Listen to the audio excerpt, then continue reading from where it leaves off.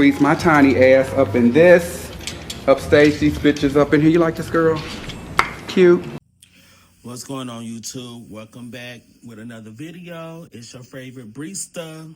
So, I just want to start off this video by saying thank you to everyone who has subscribed so far. I really do appreciate your support. Means so much. We're on the road to 500 subscribers, and hopefully you guys will love to stick around for a lot more content that I have coming your way.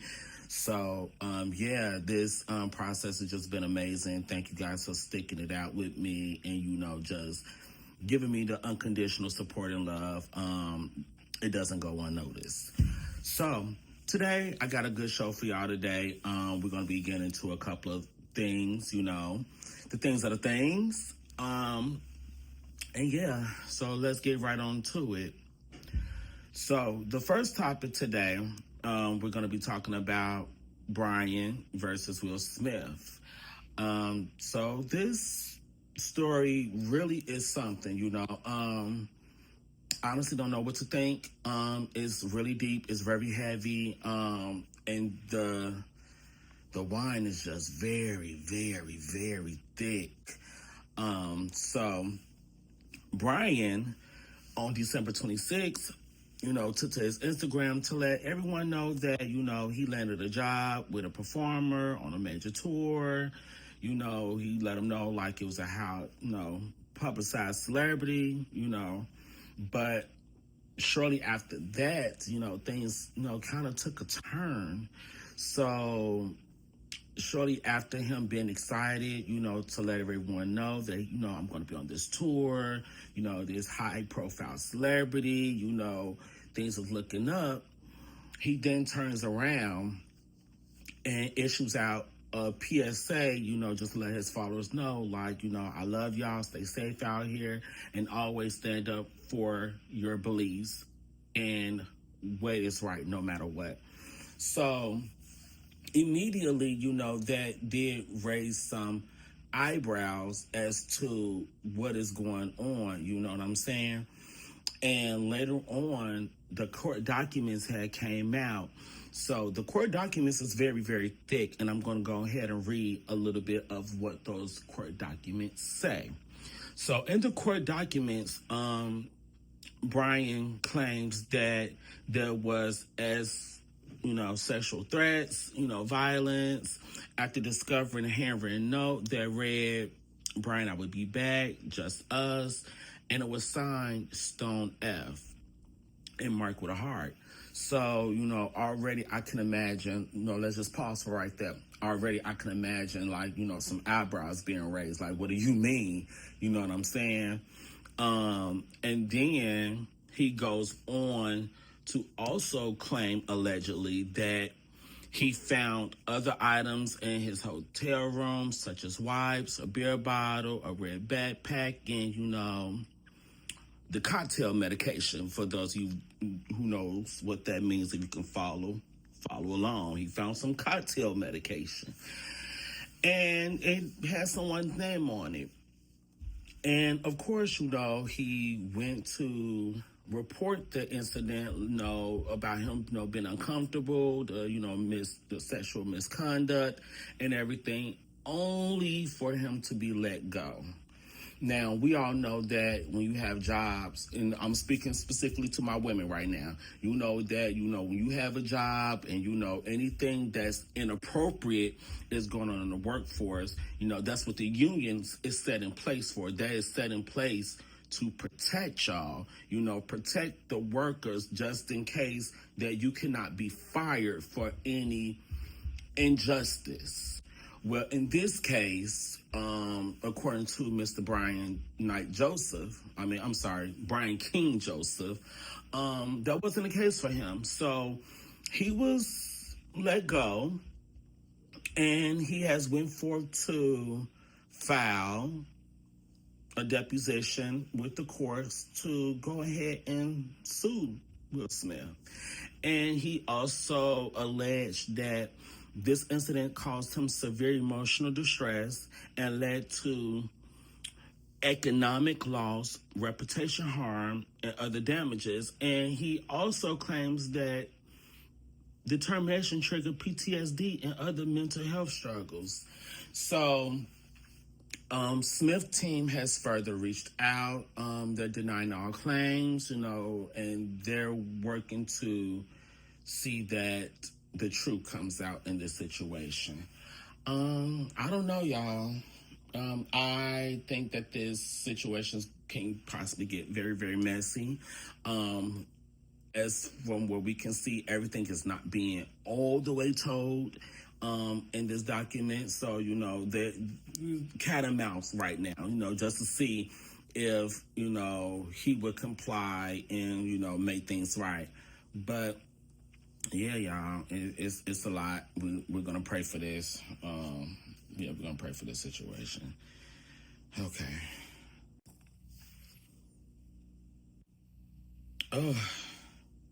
Okay, so this is how I feel about this whole Diddy situation. I feel like this is crazy. We have so many different people coming out claiming that Diddy has sexually assaulted him in some type of way.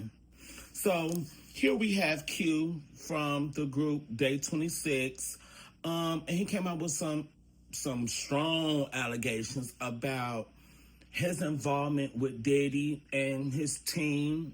And yeah, I'm going ahead and insert this clip right here. From Diddy Stylist, he's like, I need you in Fashion Week to do some events, to make some money. That's what artists do. We go to events, we take pictures, for the media, for the blogs. I'm like, okay, cool.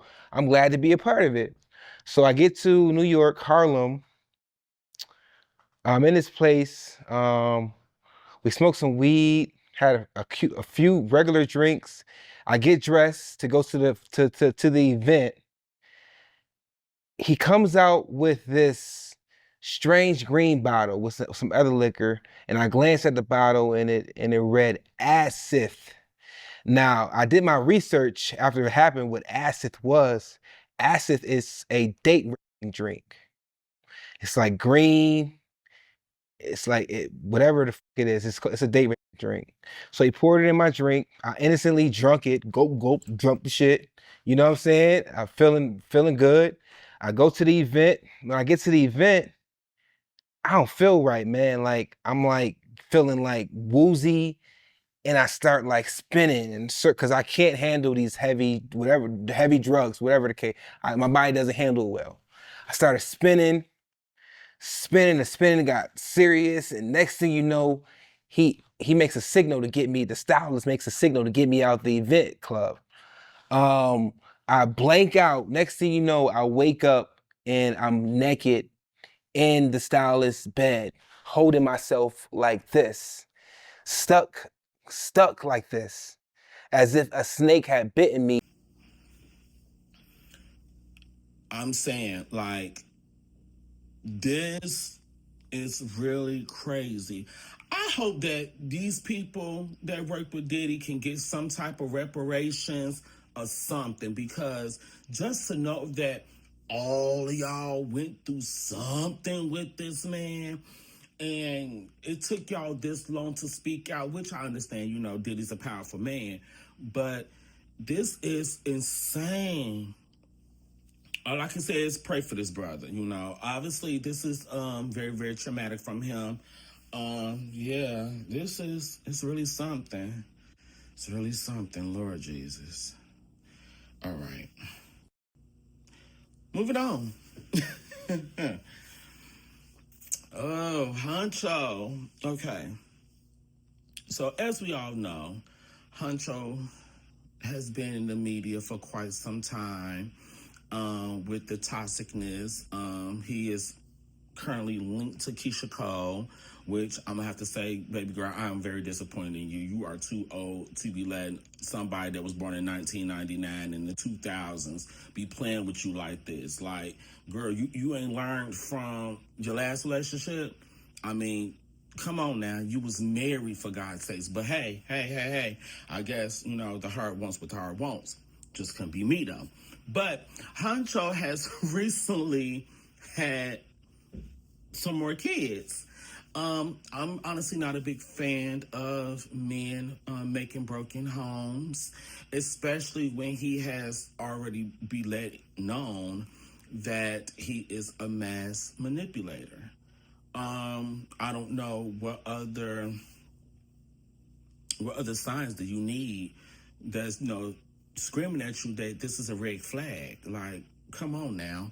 But yeah, so as you can see, these are the baby mothers.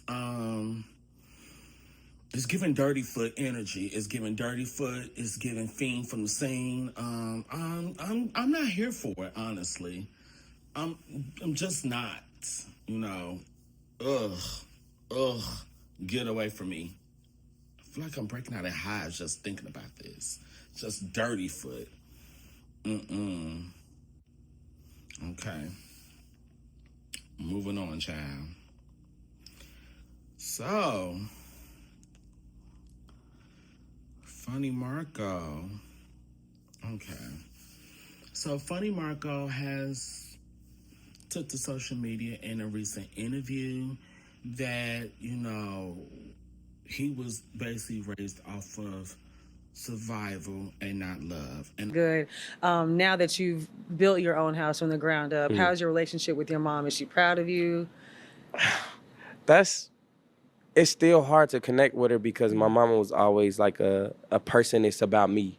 I grew up off of survival and not love. So my mom is in survival mode and I be trying to help her now. Like I told her, like, pack your stuff up. I got you your own apartment, like, out here. And I like had it furnished. And she's like, well, I just can't leave. I gotta do this and I gotta get this mail, Javon. I'm like, so it kind of like she's still in that phase of my mama got to move how she sees stuff. Yeah. And sometimes it don't make sense. I'm like, all that don't matter. Like, sometimes you got to leave some things to get new things. Absolutely. So it's hard for me to, like, have a relationship with somebody that's trying to keep up with a life that they see. And sometimes life ain't what you see, is what you make it.